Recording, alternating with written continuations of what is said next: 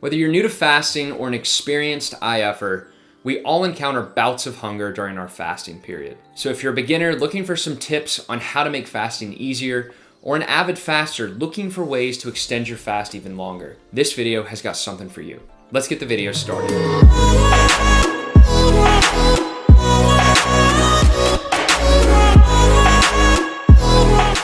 Hey guys, my name is Sid Jackson and welcome back to the channel. In this video, I'm going to give you some tips and tricks on how to fast longer. Let's get right into it. Tip number 1 is going to be to consume caffeine. Now, the most commonly consumed form of caffeine amongst intermittent fasters is coffee, more specifically, black coffee. Now, there are some who say anything less than 50 calories technically is not enough to bring you out of that fasted state. So if you want to put creamer in your coffee, go for it. Just be mindful of how much you're using. Now, if you're looking to maximize the benefits of your fast, you're better off just drinking your coffee black. So one of the reasons I think that black coffee is so popular amongst those who practice intermittent fasting is because, quite frankly, it doesn't taste that good. And because it doesn't taste that good, there's this tendency to drink it much slower, which means you can consume your coffee over a prolonged period of time, which means you're going to get prolonged benefits, and it's going to make fasting that much easier. The second way you can consume caffeine is through diet or zero-calorie sodas. Now, in conjunction to the caffeine, you're also going to get the added benefit of carbonation, which helps to mimic that feeling of satiety and make fasting even easier.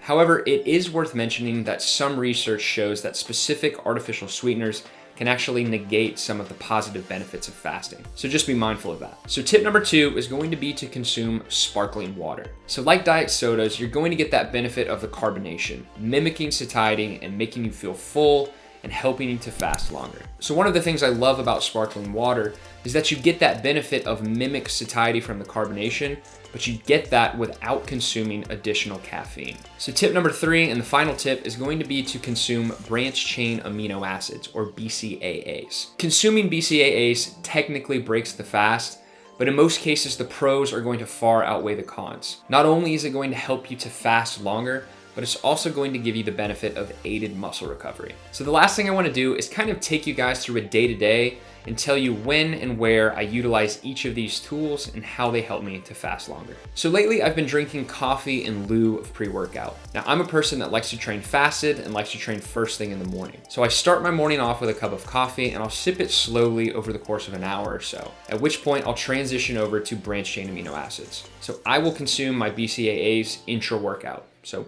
I drink them during my workout. Following my workout, I'll then transition over to the sparkling water. Now, the sparkling water is usually good for helping me to extend my fast, maybe an hour or two, and I like to time it to where I'm just starting to get those feelings of hunger, and at that point, I'll start drinking my sparkling water. It helps me to extend my fast an additional hour or so before I ultimately decide to eat. If you found these tips helpful, be sure to throw the video a thumbs up and subscribe to the channel if you haven't already. Once again, my name is Sid Jackson. Thanks for watching, and I'll see you in the next one.